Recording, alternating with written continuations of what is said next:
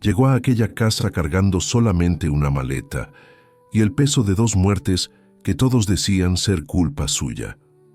El lugar llevaba años vacío, cubierto de maleza e historias de maldición. Nadie quería vivir allí, nadie, excepto ella, que ya no tenía nada más que perder. Pero cuando aquellas visitas comenzaron a llegar, cuando la tormenta trajo gente que necesitaba exactamente lo que solo ella podía ofrecer, todo cambió. Porque a veces Dios nos coloca en el lugar más improbable, justamente para mostrarnos que el final de una historia puede ser el comienzo de otra completamente diferente. Cuéntanos en los comentarios desde qué país nos escuchas. Nos encanta saber que nuestra comunidad crece por toda Latinoamérica y el mundo. Y si esta historia ya tocó tu corazón, regálanos un like y sobre todo, suscríbete a este canal.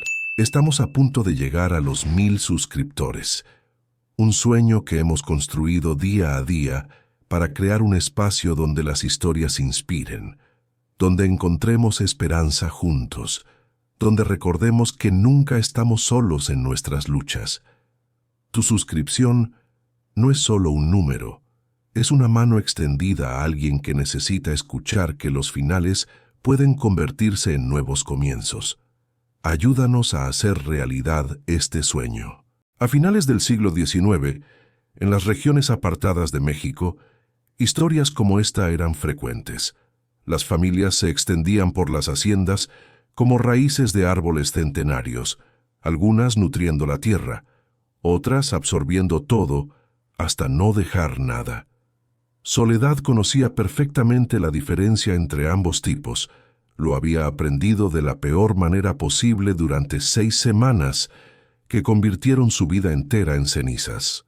Tenía 28 años cuando todo se derrumbó, edad en la que muchas mujeres ya tenían 5 o 6 hijos corriendo por el patio, pero ella solo tenía un vientre vacío y 2 tumbas recientes en el cementerio de la hacienda. La primera tumba guardaba al hijo que nació sin vida una noche de abril, después de 2 días de labor de parto que casi se la llevó también. La segunda guardaba a su esposo Augusto, quien enfermó 3 semanas después, mientras la cuidaba durante su difícil recuperación. Contrajo una fiebre que los médicos no supieron curar y murió en 5 días, delirando y llamando el nombre del hijo que nunca conoció. La familia de Augusto no perdonó a Soledad por ninguna de las 2 muertes. Doña Carmela, su suegra, dejó claro desde el velorio que consideraba a su nuera responsable de haberle quitado a su único hijo varón, el heredero que continuaría el apellido de la familia. Decía que Soledad era demasiado débil, que no tenía estructura para engendrar hijos sanos, que había descuidado a su marido cuando más la necesitaba. Las cuñadas repetían las acusaciones en susurros lo suficientemente altos para que Soledad los escuchara, diciendo que algunas mujeres traían mala suerte, que la muerte seguía a ciertas personas como una sombra. Durante las primeras semanas tras el entierro, Soledad aún vivía en la casa grande de la hacienda, en la habitación que había compartido con Augusto durante los 3 años de matrimonio. Pero el ambiente se volvía cada vez más pesado, cada vez más insoportable. Las comidas transcurrían en un silencio incómodo. Nadie le dirigía la palabra, salvo para dar órdenes o hacer comentarios hirientes. Soledad lo soportaba todo callada, aún perdida en su propio dolor, aún intentando comprender cómo había perdido todo tan rápido. Se había casado con Augusto a los 25, matrimonio arreglado por las familias, pero que había resultado amable y respetuoso. Él no era hombre de grandes demostraciones de afecto, pero la trataba con consideración. Nunca alzó la voz, nunca fue cruel. Cuando ella quedó embarazada, él se mostró genuinamente feliz. Mandó buscar a la mejor partera de la región, preparó el cuarto del bebé con esmero. El embarazo fue difícil desde el principio. Soledad pasaba días enteros sin poder comer, el cuerpo rechazando todo, los dolores constantes. Augusto permanecía despierto con ella en las noches difíciles. Traía tés que su madre recomendaba, sostenía su mano cuando las contracciones falsas comenzaban meses antes de tiempo. Cuando finalmente llegó la hora del parto, después de cargar a aquella criatura por meses de sufrimiento, el bebé nació sin vida, el cordón enrollado en su cuello, la piel ya amoratada. Soledad casi muere también en aquella habitación. Perdió tanta sangre que la partera le dijo a Augusto que se preparara para lo peor. Pero ella sobrevivió. Despertó 3 días después en un cuerpo que parecía haber sido destrozado y rearmado incorrectamente. Todo dolía, todo pesaba. Augusto estaba allí junto a la cama, con ojos hundidos de quien no había dormido sosteniendo su mano. No hablaron sobre el bebé en ese primer momento, solo permanecieron allí en silencio compartido, 2 sobrevivientes de un naufragio intentando entender cómo continuar. Fue en las semanas siguientes, mientras Soledad se recuperaba lentamente, que Augusto comenzó a marchitarse.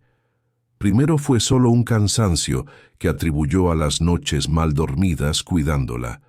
Luego vino la fiebre baja que no pasaba, la tos seca que empeoraba, la falta de apetito.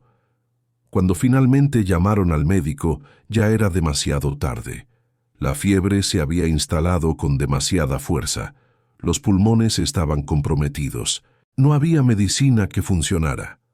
Soledad, aún débil de su propia recuperación, se arrastraba hasta su habitación varias veces al día, intentaba hacerlo comer, limpiaba el sudor de su frente, rezaba bajito mientras él dormía ese sueño agitado de enfermo grave. Doña Carmela la apartaba siempre que podía. Decía que Soledad empeoraría su estado, que ya había hecho suficiente daño. Pero Augusto pedía por su esposa en los momentos de lucidez, la quería cerca. Entonces la suegra cedía de mala gana. En la última noche, cuando todos sabían que no vería el amanecer, Augusto sostuvo la mano de Soledad con una fuerza que sorprendió a todos. La miró con aquellos ojos que ya estaban vidriosos por la cercanía de la muerte, y dijo solo una cosa, tan bajo que solo ella lo escuchó. Le dijo que no era culpa suya, nada de esto, que tenía que prometer que seguiría viviendo, que encontraría la felicidad nuevamente. Soledad lo prometió a través de las lágrimas que ya no podía contener, y Augusto murió menos de 1 hora después, la mano aún entrelazada con la de ella. Lo que vino después del entierro fue peor que la pérdida misma. Doña Carmela convocó una reunión familiar 3 días después de enterrar a su hijo. Soledad fue llamada a comparecer en la sala grande, donde estaban la suegra, las 2 cuñadas con sus respectivos esposos y el notario del pueblo. La atmósfera era de tribunal, no de familia enlutada. Doña Carmela habló con voz dura, sin rastro de compasión. Dijo que habían discutido largamente la situación de Soledad y llegado a una decisión. Como ella no había engendrado heredero, como el matrimonio no había producido hijo que continuara el linaje, no tenía derecho a la herencia que normalmente correspondería a una viuda. La dote que su familia había dado en el casamiento ya se había gastado en los preparativos para el bebé que no sobrevivió. Entonces no había nada que devolver.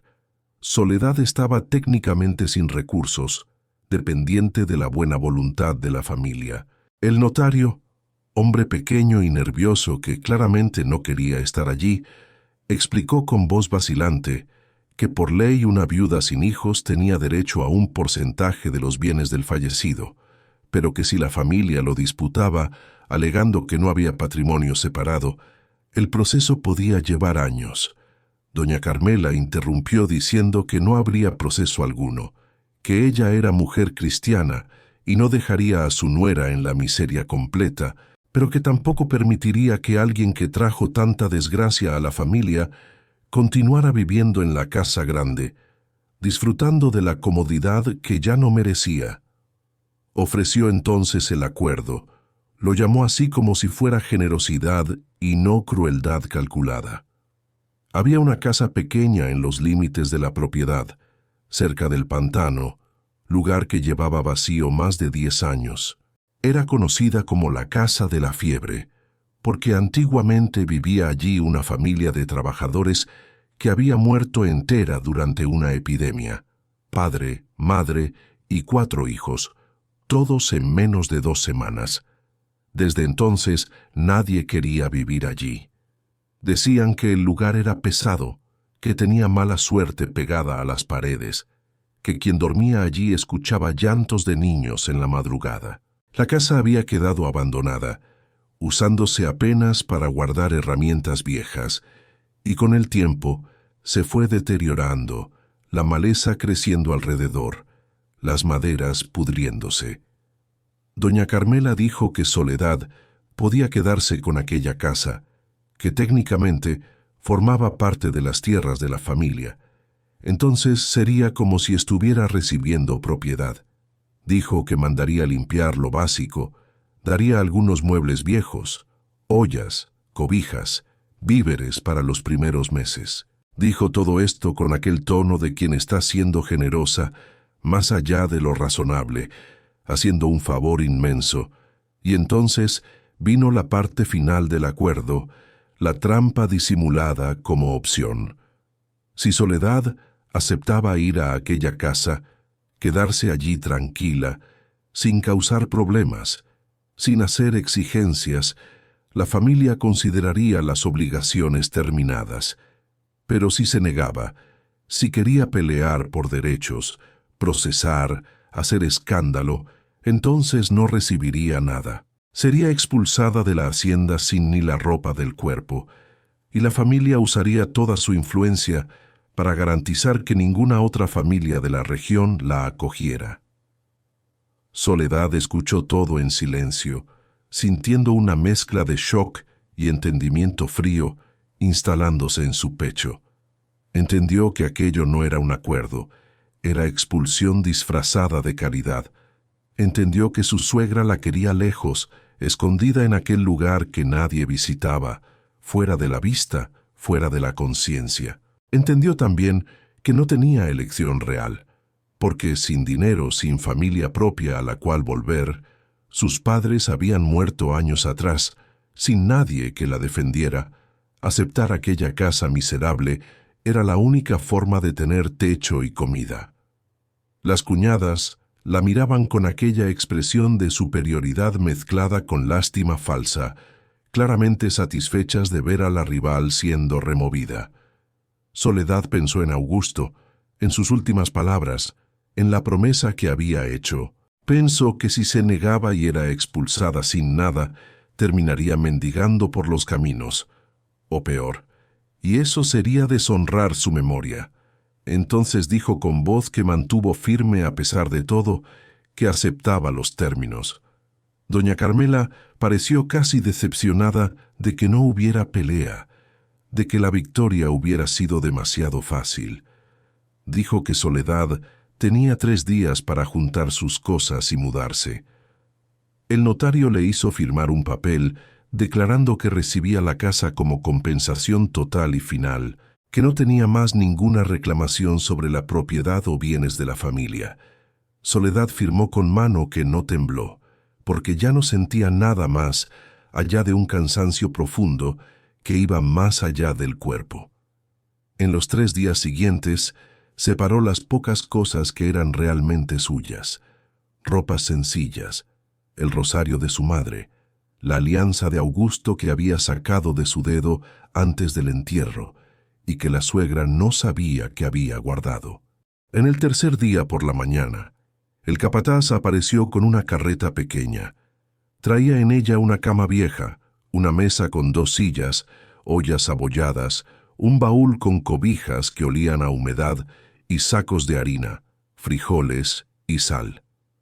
Soledad colocó su maleta de cuero, la misma que había traído cuando vino como novia 3 años atrás, encima de aquel montón de cosas usadas, y subió a la carreta sin mirar atrás, sin despedidas, porque no había nadie allí para despedirse de ella de verdad. El viaje hasta la casa de la fiebre tomó casi 2 horas, tomando senderos estrechos que cortaban partes de la hacienda que Soledad nunca había visto. Cuanto más se alejaban de la casa grande, más el paisaje iba cambiando, volviéndose más salvaje, menos cuidado. Llegaron finalmente a un claro pequeño cerca del pantano, y allí estaba la casa. Era más pequeña de lo que Soledad imaginaba. Construcción simple de adobe, con techo de tejas coloniales que tenía huecos enormes donde varias tejas habían caído, las paredes agrietadas en varios puntos, la puerta del frente colgando torcida en bisagras oxidadas. Alrededor, la maleza había crecido hasta la altura de la cintura, plantas espinosas y enredaderas cubriendo todo. Había una cerca caída que algún día debió haber cercado un patio, pero ahora eran solo maderas podridas esparcidas por el suelo. El capataz ayudó a descargar todo, colocó los muebles y víveres dentro de la casa sin ceremonia. Deseó buena suerte con tono de quien pensaba que ella necesitaría mucho más que suerte, y se fue rápido, como si tuviera miedo de quedarse allí demasiado tiempo. Soledad se quedó parada frente a aquella casa arruinada, sosteniendo su maleta, mirando lo que ahora era oficialmente su hogar. El silencio era absoluto, roto apenas por el viento que hacía las hojas secas arremolinarse y por el croar distante de ranas en el pantano. No había señal de vida humana más allá de ella misma, no había humo de otras casas, no había sonido de voces o animales domésticos. Estaba completamente sola, en un lugar que todos decían estar maldito, en un lugar donde una familia entera había muerto, en un lugar que nadie quería. Y por primera vez desde que Augusto había cerrado los ojos por última vez, Soledad se permitió llorar de verdad, allí parada en medio de aquel claro olvidado, con la maleta en la mano y el corazón destrozado. Soledad no durmió aquella primera noche. Se quedó sentada en la cama vieja que crujía con cada movimiento mínimo, envuelta en una cobija que olía a mojo y años de abandono, escuchando los sonidos extraños que venían de todos lados. El viento silbaba por las grietas de las paredes, haciendo un sonido que parecía gemido. Algo corría en el techo, probablemente ratas o tlacuaches, las garras arañando las tejas. De vez en cuando venía del pantano un sonido que podía ser de rana, pero que se parecía demasiado a llanto de niño. Soledad entendía por qué la gente decía que aquel lugar estaba embrujado. No es que creyera en almas en pena. Había visto la muerte de cerca demasiadas veces en las últimas semanas para tener miedo de fantasmas. Los vivos eran mucho más peligrosos que cualquier muerto. Pero había algo en el aire de aquel lugar. Un peso, una tristeza pegada a las paredes que iba más allá de la simple decadencia física. Era como si la casa guardara la memoria del sufrimiento que había ocurrido allí, como si las paredes hubieran absorbido los últimos suspiros de aquella familia que murió junta. Cuando el sol salió finalmente, pintando el cielo de naranja a través de los huecos del techo, Soledad se levantó con el cuerpo adolorido y la mente exhausta, pero con una decisión tomada. Podía quedarse allí sentada esperando la muerte o la locura, dejando que aquel lugar succionara el resto de vida que aún tenía, o podía hacer lo que siempre supo hacer: trabajar. Su madre había sido partera y curandera. Le había enseñado a Soledad desde pequeña que las manos ocupadas mantenían la cabeza lejos de los lugares oscuros. También le había enseñado que toda casa, no importa cuán arruinada, podía ser sanada si la persona se dedicaba a ello con la intención correcta. Soledad salió al patio descalza, porque las botas que tenía eran demasiado buenas para desperdiciar en el lodo y la maleza, y comenzó a trabajar. Primero arrancó las hierbas más altas alrededor de la puerta, creando un camino hasta donde había estado el pozo. Descubrió que el pozo aún tenía agua, cubierta de hojas y suciedad, pero agua corriente que podía ser limpiada. Pasó el día entero en aquel trabajo, limpiando, arrancando, separando lo que era planta útil de lo que era solo maleza. Descubrió que en medio de aquella vegetación salvaje había plantas medicinales que se habían naturalizado. Debían haber sido plantadas por la mujer que vivió allí antes, que murió con toda la familia. Había hierbabuena creciendo fuerte cerca del pantano, manzanilla, romero, hasta una planta de ruda que se había vuelto casi arbusto. Soledad reconoció cada una porque su madre le había enseñado y sintió algo que no esperaba sentir, una conexión pequeña con aquella mujer muerta que nunca conoció, pero que claramente había sido como ella, que sabía usar las plantas, que entendía de curaciones. En los días siguientes, estableció una rutina que mantenía la oscuridad en su mente alejada. Despertaba con el sol, aunque el cuerpo suplicara seguir durmiendo. Limpiaba un pedazo más del terreno, arreglaba lo que podía arreglar con las manos y con las pocas herramientas que había encontrado en un rincón de la casa. Martillo oxidado, algunas tablas que aún estaban buenas, clavos torcidos que enderezaba con paciencia. Comenzó una huerta de verdad, usando las semillas que había guardado y las plantas de hierbas que ya estaban creciendo salvajes. Plantó en hileras organizadas como su madre le había enseñado, creando canteros elevados para que el agua no encharcara demasiado. Comenzó a cocinar nuevamente, aunque fuera solo para ella, aunque la soledad convirtiera cada comida en recuerdo doloroso de cuando había alguien del otro lado de la mesa. Hacía atole de maíz en el desayuno, frijoles con tortillas en el almuerzo. A veces conseguía pescar un pez pequeño en el pantano, usando hilo y anzuelo que encontró en una lata vieja. Comía despacio, masticando cada pedazo como si fuera oración, agradeciendo estar viva, aunque no estuviera segura de querer estarlo. Por las noches encendía una vela que economizaba al máximo, y se quedaba remendando sus propias ropas o trenzando fibras de tule del pantano para hacer cuerdas y canastas, cosas que podía intercambiar en el pueblo por otros víveres cuando los que tenía se acabaran. 2 semanas después de haber llegado, cuando Soledad estaba en el pantano lavando ropa en las piedras lisas de la orilla, escuchó pasos viniendo por el sendero.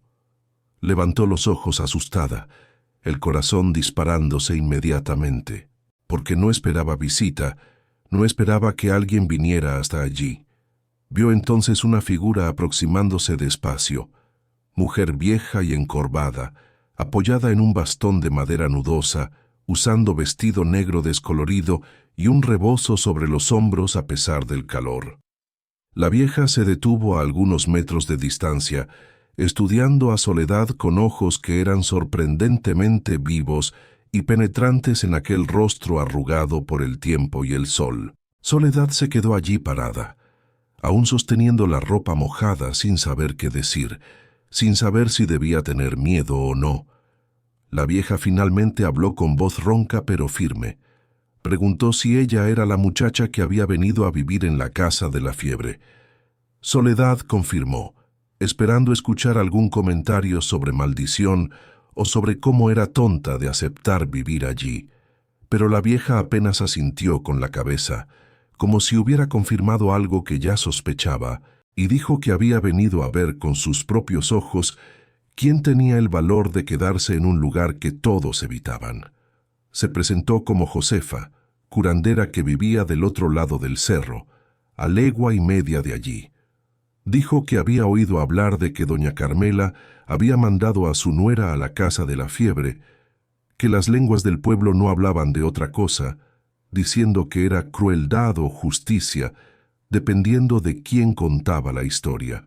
Josefa dijo que había conocido a la familia que murió allí años atrás, que había sido llamada para hacer limpias cuando la fiebre comenzó, pero que ya era demasiado tarde. La enfermedad se había esparcido demasiado rápido. Dijo que no había maldición alguna en aquel lugar, solo tristeza vieja que necesitaba ser limpiada, que las casas guardan memorias malas de la misma forma que guardan las buenas, y que a veces una persona nueva con buena intención era suficiente para cambiar la energía de un lugar. Soledad no sabía si creía en energías o limpias, pero había algo en la presencia de aquella vieja que era reconfortante, una solidez, una certeza que ella misma había perdido completamente. Josefa pidió permiso para entrar en la casa y Soledad la acompañó, observando mientras la curandera caminaba por los cuartos pequeños tocando las paredes, murmurando palabras que Soledad no entendía completamente, encendiendo un manojo de hierbas secas que soltaba humo aromático y fuerte. Cuando terminó, Josefa se sentó en la silla que Soledad le ofreció, aceptó el vaso de agua del pozo y miró a la muchacha con aquellos ojos que parecían ver más que solo la superficie. Dijo que Soledad cargaba dolor reciente, dolor de pérdida doble, y que ese dolor era como herida abierta que necesitaba tiempo para cicatrizar, pero que cicatrizaría si ella lo permitía, si no se quedaba hurgándola. Dijo que había visto mucha gente en la vida, gente que moría por dentro aunque continuara respirando, y gente que encontraba forma de seguir viviendo incluso después de perder todo. Dijo que Soledad tenía cara de quien iba a escoger el segundo camino, que veía eso en la forma como había comenzado a cuidar la casa, en la forma como había limpiado el patio, en las hierbas medicinales que había identificado y comenzado a cultivar nuevamente. Josefa dijo que volvería en algunos días, que traería algunas cosas que podían ser útiles, semillas, plantas, un pedazo de tela para hacer cortinas. Dijo que Soledad no estaba tan sola como pensaba, que había gente buena en la región, gente que no juzgaba, que ayudaba cuando veía a alguien intentándolo de verdad. Antes de irse, ya en la puerta, Josefa se volteó y dijo algo que quedó resonando en la cabeza de Soledad por los días siguientes. Dijo que a veces Dios quitaba todo de una persona no para destruirla, sino para mostrar de qué estaba hecha realmente, para revelar la fuerza que estaba escondida bajo la comodidad. La visita de Josefa cambió algo fundamental en Soledad. Por primera vez desde que Augusto había muerto, desde que había sido expulsada, se sintió vista como persona, no como problema o como objeto de lástima. Josefa había mirado hacia ella y había visto a alguien con valor, alguien con potencial, alguien que merecía continuar. Y eso encendió una pequeña llama de algo que Soledad pensaba haber perdido para siempre, una voluntad de no solo sobrevivir, sino de realmente vivir. En los días siguientes, trabajó con renovada determinación. Arregló el techo en los puntos más críticos, subiendo en la escalera precaria que improvisó, arriesgando el cuello para recolocar tejas que habían caído y tapar los huecos mayores con pedazos de madera que encontró esparcidos por la propiedad. Limpió el pozo completamente, sacando toda la suciedad acumulada, construyendo una pequeña cubierta de madera para proteger el agua. Comenzó una huerta de verdad, usando las semillas que había guardado y las plantas de hierbas que ya estaban creciendo salvajes. Plantó en hileras organizadas como su madre le había enseñado, creando canteros elevados para que el agua no encharcara demasiado. Josefa volvió como prometió, trayendo semillas de calabaza y chayote, plantas de jitomate, un pedazo grande de manta descolorida pero limpia que Soledad usó para hacer cortinas sencillas para las ventanas, bloqueando un poco el viento y la sensación de exposición completa. La curandera se quedó toda la tarde ayudando a plantar, conversando sobre cosas simples, sobre las estaciones, sobre las plantas, sobre recetas de remedios caseros. No preguntó sobre el pasado de Soledad, sobre la tragedia, sobre los detalles dolorosos. Simplemente estaba allí, presente y sólida, y esa presencia valía más que 1000 palabras de consuelo. Cuando Josefa se fue aquella tarde, Soledad se quedó en el portal pequeño que había limpiado, observando el sol ponerse a través de los árboles alrededor del claro, y se dio cuenta de que había pasado algunas horas sin pensar en la muerte, sin sentir aquel peso aplastante en el pecho. Se había reído cuando Josefa contó una historia graciosa sobre una gallina que había robado huevos de la vecina. Mayo se convirtió en junio, y junio trajo las primeras lluvias fuertes de la estación. Soledad observaba el cielo cambiando de color todas las tardes, las nubes oscuras acumulándose sobre los cerros, el viento cambiando de dirección, y sabía que una tormenta grande venía. Reforzó el techo lo mejor que pudo. Cerró las grietas mayores de las paredes con lodo mezclado con pasto. Trajo para dentro de la casa todo lo que podía ser dañado por la lluvia. Llenó todos los recipientes que tenía con agua del pozo. Preparó comida extra, porque sabía que cuando la tormenta llegara de verdad no podría salir por días. Fue una tarde de martes cuando el cielo finalmente se desplomó. Comenzó con viento fuerte que doblaba los árboles hasta casi quebrarlos, arrancando hojas y ramas, levantando polvo y hojas secas en remolinos violentos.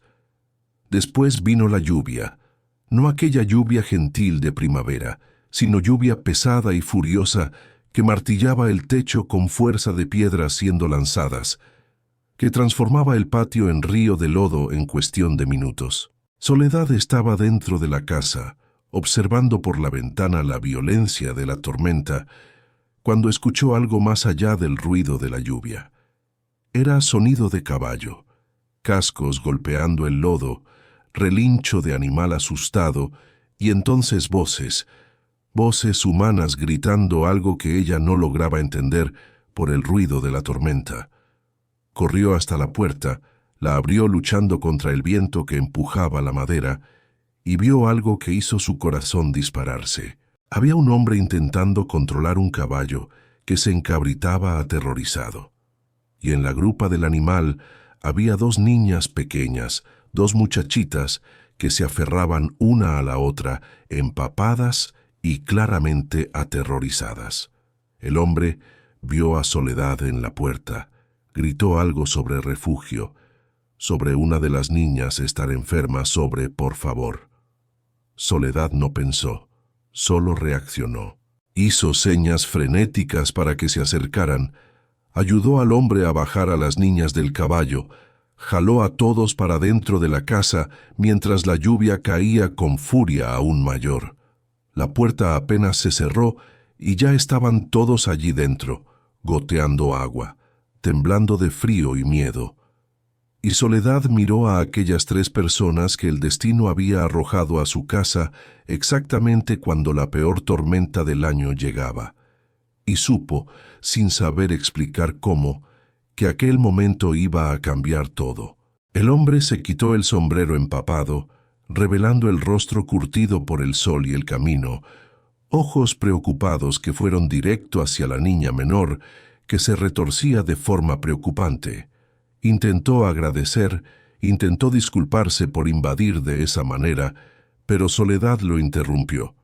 Dijo que las explicaciones podían esperar, que la niña necesitaba cuidados inmediatos. Tomó las cobijas que había dejado cerca del fogón de leña, envolvió a las dos niñas, mandó al hombre quitarse la camisa mojada y ponerse una manta también.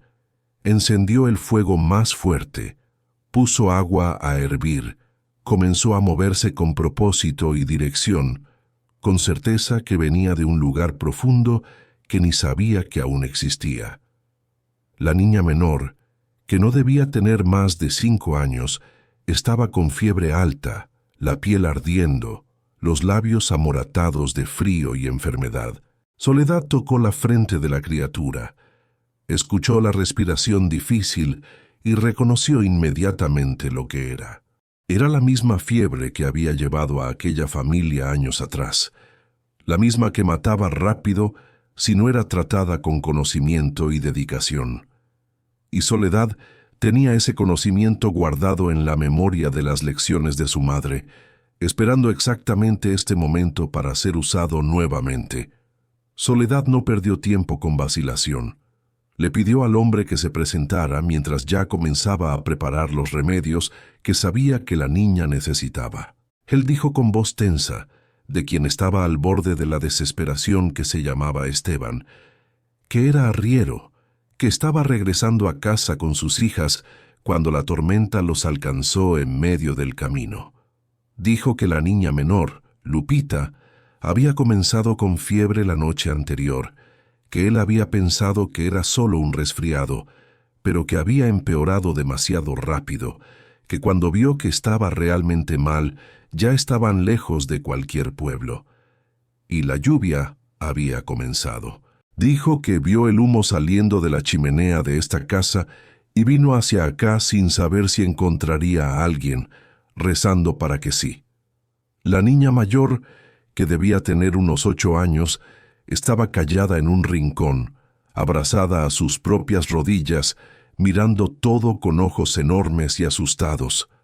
Soledad notó que la niña no quitaba los ojos de su hermana, que había allí un miedo que iba más allá del susto de la tormenta, un miedo antiguo y profundo.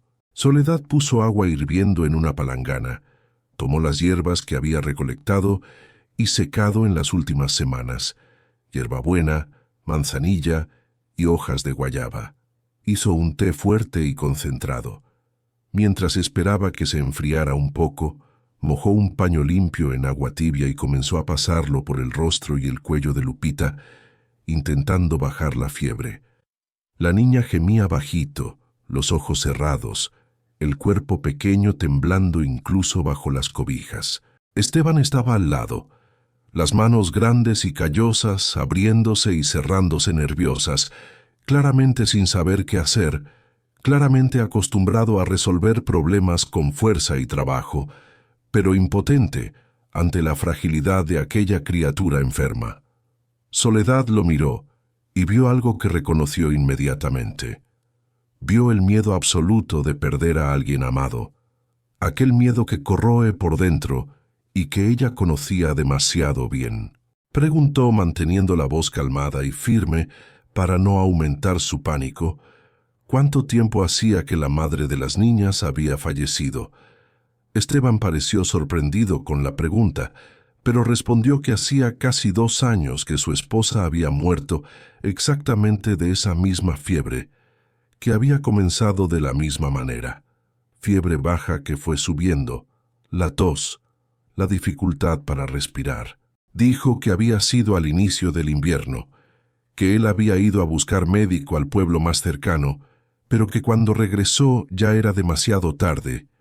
Ella había muerto sola con las 2 niñas pequeñas al lado, sin entender lo que estaba pasando. Y ahora ver a su hija menor con los mismos síntomas, estaba reviviendo aquella pesadilla. Estaba sintiendo que iba a perder a Lupita también, que no iba a poder salvarla, así como no había podido salvar a su madre. Soledad escuchó todo mientras trabajaba y sintió algo apretarse en su pecho, porque entendía aquel dolor. Entendía lo que era perder a alguien y sentir que era culpa tuya por no haber hecho suficiente. Pero dijo con firmeza que la sorprendió a ella misma que Lupita no iba a morir, no en aquella casa, no mientras ella estuviera allí para cuidarla. Dijo que conocía aquella fiebre, que su madre le había enseñado cómo tratarla, que había visto gente recuperarse cuando el tratamiento era hecho correcto y rápido. Dijo que habían llegado a tiempo, que Lupita iba a ponerse bien. Necesitaba creer en eso. Necesitaba que él creyera también. Esteban la miró con una intensidad que hizo a Soledad desviar los ojos. Había allí gratitud mezclada con esperanza desesperada, y ella no podía decepcionar a aquel hombre, no podía fallar con aquella niña. Comenzó el tratamiento de verdad, usando todo lo que su madre le había enseñado. Hizo que Lupita bebiera el té en pequeños sorbos, aunque la niña resistiera, aunque escupiera la mitad. Preparó compresas tibias con hierbas para colocar en el pecho de la criatura, ayudando a soltar la flema, facilitando la respiración. mantuvo el fuego encendido fuerte porque el calor era esencial. El cuerpo necesitaba sudar para eliminar la fiebre. Cada hora checaba la temperatura de la niña, cambiaba las compresas, daba más té, limpiaba el sudor que comenzaba a aparecer. Esteban ayudaba en lo que podía, siguiendo sus instrucciones sin cuestionar, y la niña mayor, que dijo llamarse Esperanza, se quedaba allí cerca, observando todo con atención silenciosa. La tormenta continuaba afuera, la lluvia martillando el techo, el viento aullando, pero dentro de aquella casa pequeña había una batalla diferente ocurriendo, una lucha contra la muerte que Soledad estaba determinada a ganar. Las horas pasaron despacio, cada una pareciendo durar días. La noche cayó y Soledad encendió todas las velas que tenía, creando círculos de luz temblorosa en el interior de la casa. Preparó comida simple, obligó a Esteban y Esperanza a comer algo, porque ellos también necesitaban fuerza. Esteban comió mecánicamente, sin quitar los ojos de su hija menor, y Soledad vio en aquel hombre de hombros anchos y manos callosas una vulnerabilidad conmovedora. Vio a un padre que amaba a sus hijas más que a su propia vida. Esperanza comió despacio, aún callada. Pero en algún momento durante la noche, cuando Soledad estaba cambiando las compresas de Lupita, la niña se acercó y preguntó con voz pequeña si su hermana iba a morir igual que su mamá había muerto. Soledad detuvo lo que estaba haciendo. Se agachó para quedar a la altura de la niña, miró directo a aquellos ojos que habían visto cosas que ningún niño debería ver, y dijo con toda la convicción que logró reunir que Lupita iba a ponerse bien, que ella se encargaría de eso. Esperanza estudió su rostro por un largo momento, como si estuviera decidiendo si podía confiar, y entonces asintió con la cabeza y volvió a su rincón. Fue cerca de las 3 de la madrugada, cuando Soledad estaba comenzando a sentir su propio cuerpo ceder al cansancio, que Lupita finalmente comenzó a sudar de verdad. La fiebre quebró de repente, el cuerpo pequeño empapando las cobijas, la respiración volviéndose más fácil, menos trabajosa. Soledad checó la temperatura, sintió que estaba bajando y por primera vez en horas se permitió respirar profundo. Cambió las cobijas mojadas por secas, dio más té tibio a la niña y Lupita abrió los ojos por primera vez desde que había llegado. Ojos confusos y cansados, pero vivos. Esteban, que se había quedado dormido sentado en la silla al lado de la cama, despertó con el movimiento. Vio a su hija despierta y el alivio que tomó su rostro fue tan intenso que Soledad tuvo que desviar los ojos nuevamente, porque era demasiado íntimo, demasiado doloroso de presenciar. Él se arrodilló al lado de la cama, sostuvo la mano pequeña de su hija y lloró sin hacer sonido, los hombros temblando, y Soledad entendió que aquellas no eran solo lágrimas de alivio, sino lágrimas de todo lo que había guardado desde que su esposa había muerto. Todo el miedo y la soledad y el peso de cuidar a 2 niñas solo. Soledad los dejó allí con las hijas, salió al portal aunque la lluvia aún caía, necesitando aire, necesitando espacio para procesar lo que acababa de suceder.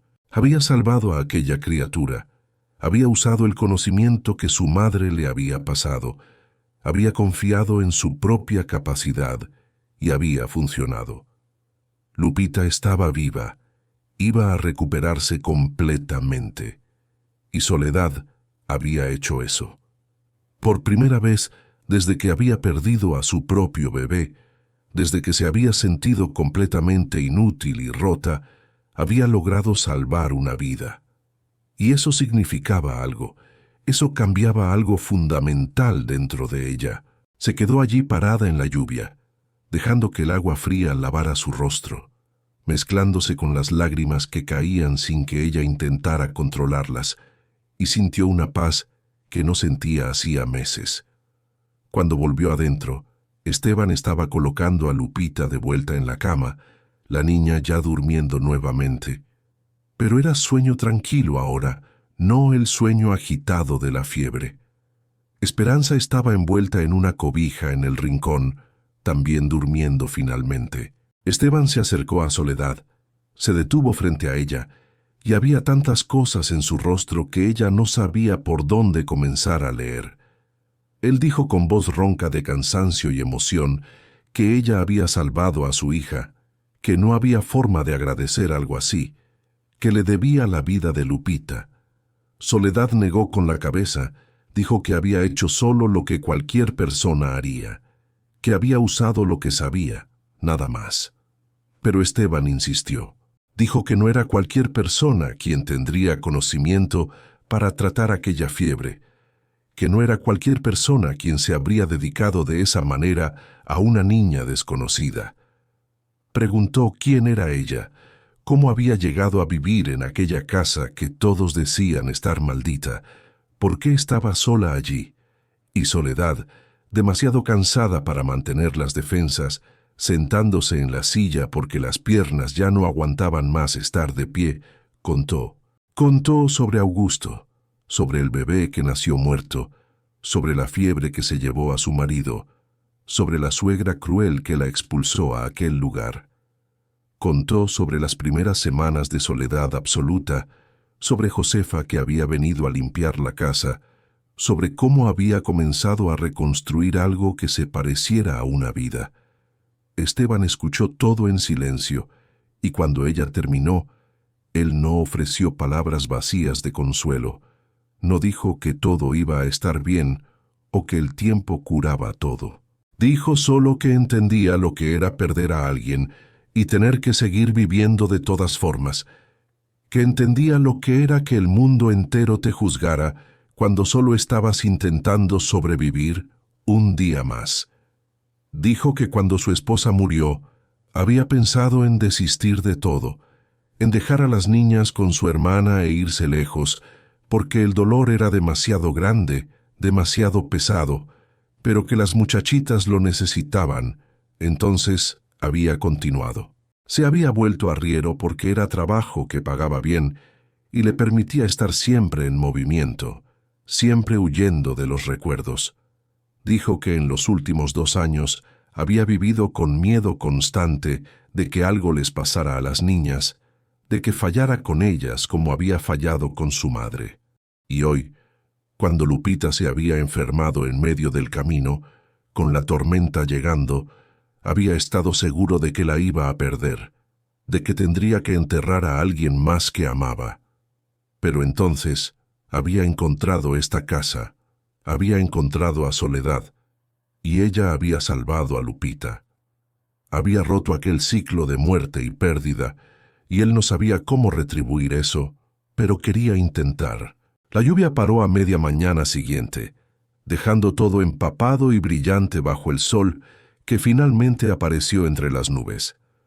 Lupita despertó con más color en el rostro, logró tomar caldo de pollo que Soledad preparó y estaba claramente en el camino de la recuperación completa.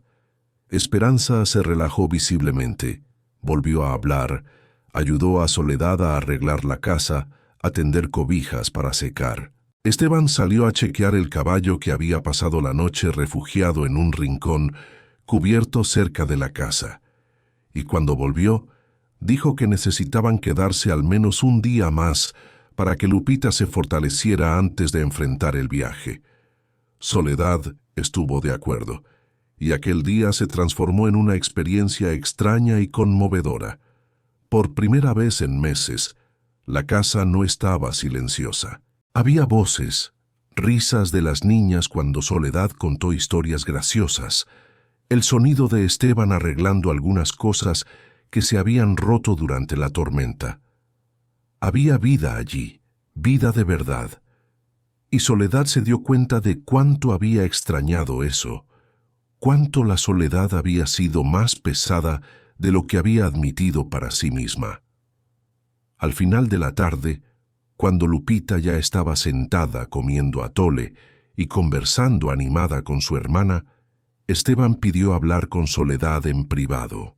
Salieron al patio donde el sol estaba secando el lodo, creando vapor que subía de la tierra. Él se quedó en silencio por un momento, claramente escogiendo las palabras con cuidado, y entonces dijo algo que hizo el corazón de Soledad detenerse. Dijo que había pensado mucho durante la noche, mientras cuidaba a sus hijas y la observaba trabajar. Dijo que necesitaba a alguien para cuidar de las niñas, que ellas necesitaban presencia femenina, de alguien que supiera hacer lo que él no sabía, curar, educar, dar el tipo de amor que un padre solo no lograba dar completamente. Y ella, Soledad, claramente necesitaba protección, un hombre que la defendiera de las personas que querían verla destruida. Dijo que estaba proponiendo algo que iba a parecer una locura, pero que tenía sentido práctico. Estaba proponiendo matrimonio no por amor, porque apenas se conocían, sino por necesidad mutua, por conveniencia que beneficiaría a ambos. Él le daría posición de esposa, protección de su nombre, casa de verdad para vivir. Ella daría a sus hijas los cuidados que necesitaban, la presencia materna que perdieron. Soledad se quedó completamente inmóvil, sin lograr procesar lo que estaba escuchando. Matrimonio. Él estaba proponiendo matrimonio después de conocerla hacía menos de 24 horas. Era una locura, era imposible, Miró hacia atrás, hacia la casa pequeña que se había convertido en su refugio y su prisión, hacia la vida solitaria que tenía por delante, hacia los años de soledad que la esperaban. Miró a Esteban, a aquel hombre que había llegado desesperado en la tormenta, que había llorado sosteniendo la mano de su hija, que estaba ofreciendo una solución práctica a un problema que parecía no tener solución. Y entonces miró dentro de sí misma, hacia lo que realmente quería, y se dio cuenta de que la respuesta no era tan simple como debería ser. Dijo que necesitaba pensar, que no podía decidir algo así tan rápido. Esteban estuvo de acuerdo. Dijo que se quedaría un día más, que cuando se fueran dejaría la dirección del rancho donde vivía, que ella podía mandar respuesta cuando decidiera. Dijo que no esperaba amor, no esperaba pasión, solo una asociación honesta entre dos personas que entendían pérdida y supervivencia. Y entonces volvió dentro de la casa, dejando a Soledad allí sola con la propuesta más imposible que había recibido en su vida. Aquella noche, después de que todos durmieron, Soledad se quedó despierta mirando el techo arreglado, escuchando la respiración tranquila de Lupita en el rincón, pensando en todo lo que había sucedido en tan poco tiempo. Había perdido todo, había sido arrojada a un lugar maldito, había encontrado fuerza que no sabía que tenía, había salvado una vida y ahora tenía una elección por delante. Podía quedarse allí en aquella casa aislada, construyendo una vida sola, fuerte e independiente, pero eternamente solitaria.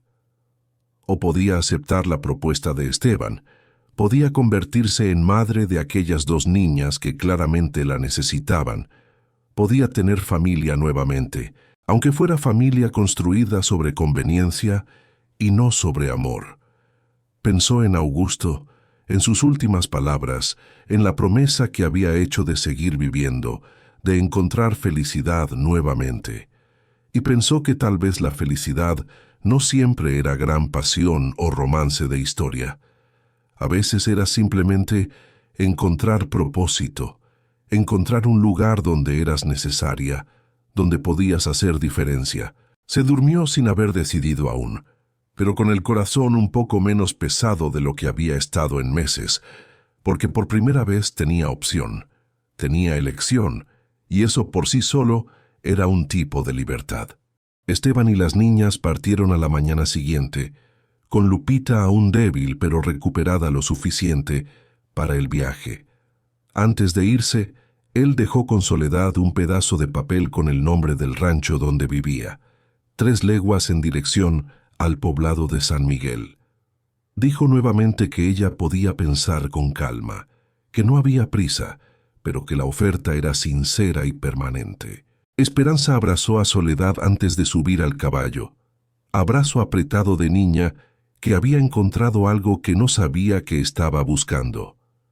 Lupita saludó con la mano pequeña, prometió que volvería a visitar, y entonces se fueron.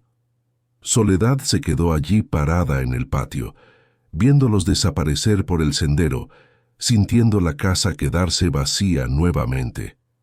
Era un vacío diferente ahora, porque había sido llenado por algunos días, y ella sabía cómo era la diferencia. Los días siguientes fueron extraños. Soledad volvió a la rutina de antes, cuidando la huerta, arreglando pequeñas cosas, preparando las hierbas para el invierno que se acercaba.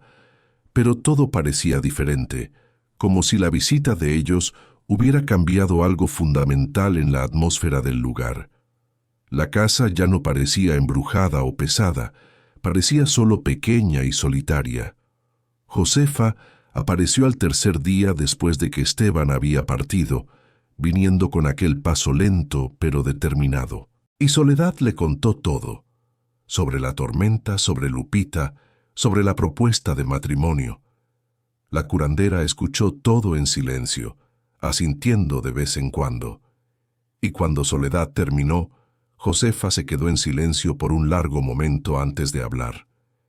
Dijo que veía dos cosas en el futuro de Soledad. Veía el camino de la soledad, donde se quedaba allí en aquella casa, fuerte e independiente, pero sola, construyendo una vida que era completa, pero vacía de voces y risas. Y veía el camino de la familia, donde aceptaba la propuesta de Esteban. Se convertía en madre de aquellas niñas. Construía algo nuevo sobre los escombros de lo que había perdido. Dijo que ninguno de los dos caminos era incorrecto, que dependía de lo que Soledad quería para sí misma, de lo que su corazón pedía cuando dejaba de pensar con la cabeza. Dijo que algunas personas nacían para vivir solas, que encontraban plenitud en su propia compañía, pero que Soledad no era de esas personas, que ella tenía corazón que necesitaba cuidar, que necesitaba amar, que se secaba cuando estaba sola demasiado tiempo. Soledad sabía que Josefa tenía razón. Lo había sentido en los días después de que Esteban se había ido. Había sentido el vacío de forma más aguda porque ahora conocía el contraste. Pero aún había miedo. Miedo de que fuera un error. Miedo de que no lograra amar a aquellas niñas de verdad. Miedo de que Esteban un día se arrepintiera. Miedo de construir algo nuevo solo para perderlo nuevamente. Josefa sostuvo sus manos, aquellas manos viejas y callosas que habían limpiado a tanta gente, y dijo algo que Soledad nunca olvidó. Dijo que vivir siempre con miedo de perder era no vivir, era solo existir esperando la próxima tragedia. Dijo que la vida verdadera exigía valor de arriesgarse nuevamente, de abrir el corazón, aunque supiera que podía ser roto otra vez, porque un corazón cerrado no duele, pero tampoco siente alegría alguna, y vivir sin alegría era peor que cualquier dolor. Cuando Josefa se fue aquella tarde, Soledad se quedó sentada en el portal por horas, observando el sol ponerse, pensando en todo lo que había vivido en los últimos meses. Pensó en cómo había llegado allí cargando solo una maleta y 2 duelos, en cómo había sido olvidada en un lugar maldito, en cómo había encontrado fuerza que no sabía poseer. Pensó en Lupita, en aquella criatura pequeña que casi había muerto, pero que ella había salvado. En Esperanza, y sus ojos asustados que habían comenzado a relajarse cuando percibió que Soledad no se iría. Pensó en Esteban, en aquel hombre de hombros anchos que había llorado sosteniendo la mano de su hija, que había ofrecido solución práctica a problemas que parecían no tener solución. Y pensó en sí misma, en la mujer que había sido cuando llegó rota y vacía, y en la mujer que se estaba convirtiendo, alguien que tenía propósito nuevamente, que tenía valor más allá de lo que otros decían. Al día siguiente tomó el papel con la dirección, juntó algunas cosas en un pequeño atado, cerró la casa de la fiebre y comenzó a caminar. No iba a mandar recado, iba a dar la respuesta personalmente, porque decisiones importantes merecían ser dichas mirando a los ojos. La caminata hasta el rancho de Esteban tomó casi todo el día, siguiendo direcciones que pidió a personas en el camino, cruzando arroyos y cerros. Cuando finalmente llegó, el sol ya estaba bajo en el horizonte, pintando todo de dorado. El rancho era más grande de lo que Soledad esperaba. Casa sólida de madera con portal amplio, corrales organizados, patio limpio. Vio a Esteban saliendo del establo. Vio el momento exacto en que la reconoció. Vio la sorpresa y algo más en su rostro. Él vino caminando rápido. Se detuvo frente a ella y no necesitó preguntar nada. Vio la pregunta en sus ojos. Soledad respiró profundo. Juntó todo el valor que había construido en esos meses sola y dijo que sí, que aceptaba su propuesta, que se casaría con él y cuidaría de las niñas. Dijo que no sabía si lograría ser la madre que ellas merecían, pero que lo intentaría con todo lo que tenía. Dijo que no esperaba amor de él, solo respeto y honestidad, una verdadera asociación. Esteban se quedó en silencio por un momento, y entonces hizo algo que sorprendió a ambos. Sostuvo su mano, gentil pero firme, y dijo que haría todo a su alcance para que ella nunca se arrepintiera de esa decisión, que la protegería contra cualquiera que intentara lastimarla nuevamente, que las niñas ya la amaban y que él mismo estaba comenzando a sentir algo que no esperaba sentir de nuevo.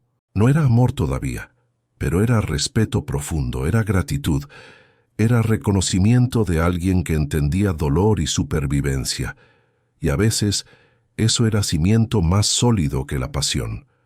Las niñas aparecieron corriendo cuando vieron a Soledad. Lupita gritó de alegría. Esperanza sonrió de esa manera que los niños solo sonríen cuando algo muy bueno sucede. La abrazaron, la jalaron dentro de la casa, le mostraron todo hablando al mismo tiempo, y Soledad sintió algo derretirse en su pecho. Sintió el corazón que había pasado meses congelado comenzar a descongelarse lentamente. Se casaron 2 semanas después, ceremonia simple en la pequeña capilla del poblado, con solo Josefa y algunos vecinos como testigos. Soledad usó un vestido simple que había cosido ella misma. Esteban estaba incómodo en el traje que claramente no usaba hacía años. Las niñas usaban ropas de domingo y sonrisas enormes. Cuando el padre preguntó si ella aceptaba a Esteban como esposo, Soledad dijo sí con voz clara y sintió que estaba diciendo sí no solo a él, sino a la vida nuevamente, a la posibilidad de recomenzar, al valor de intentar otra vez. Los años siguientes trajeron desafíos como toda vida trae, pero trajeron también alegrías que Soledad nunca imaginó posibles. Lupita y Esperanza crecieron llamándola mamá, no porque fueron obligadas, sino porque eligieron. El matrimonio que comenzó por conveniencia se fue transformando en asociación verdadera, y después en afecto genuino, y finalmente en amor del tipo sólido y profundo que sobrevive a las tormentas. Soledad tuvo 2 hijos más en los años siguientes, un niño y una niña, y cada parto fue al mismo tiempo doloroso y sanador, sustituyendo la memoria de aquel bebé que nació sin vida con memorias de criaturas que crecían sanas y ruidosas. La casa de la fiebre quedó vacía nuevamente, pero no abandonada. Josefa fue a vivir allí en los últimos años de su vida, diciendo que era buen lugar para una vieja morir en paz.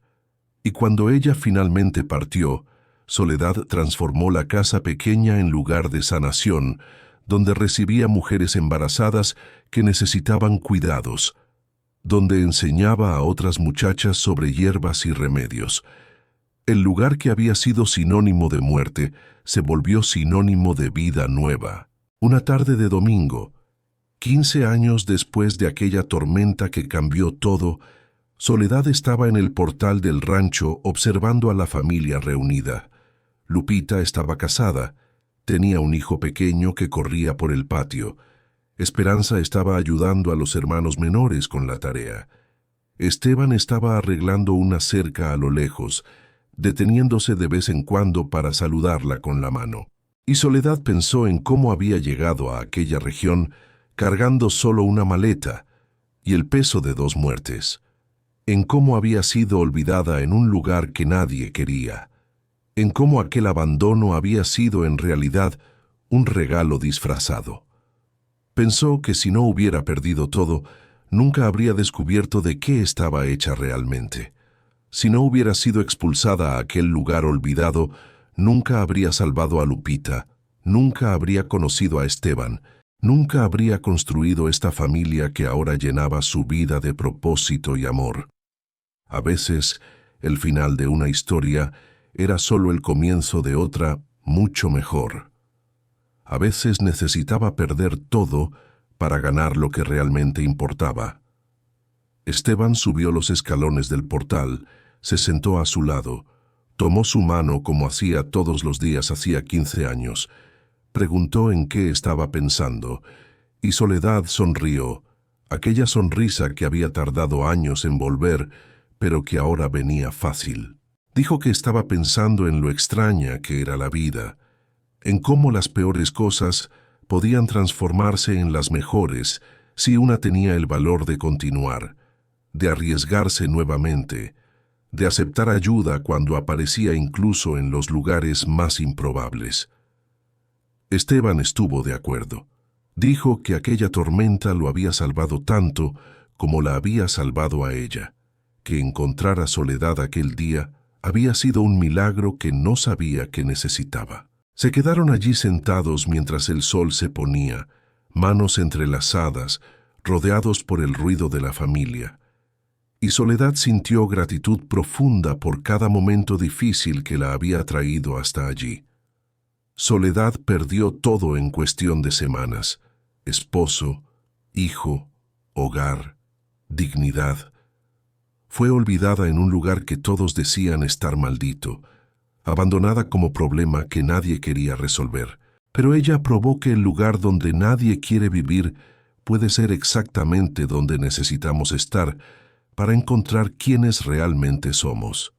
Probó que las visitas correctas, en el momento correcto, pueden cambiar un destino entero. Probó que el matrimonio no necesita comenzar con pasión para terminar en amor verdadero, que la familia se construye con elección y dedicación, no solo con sangre. Si esta historia tocó tu corazón, quiero que sepas algo importante. No estás solo en tus luchas. Tal vez hoy te sientes como Soledad cuando llegó a aquella casa vacía, cargando pérdidas que parecen demasiado pesadas, viviendo en un lugar emocional que nadie más entiende, preguntándote si algún día volverás a sentirte completo.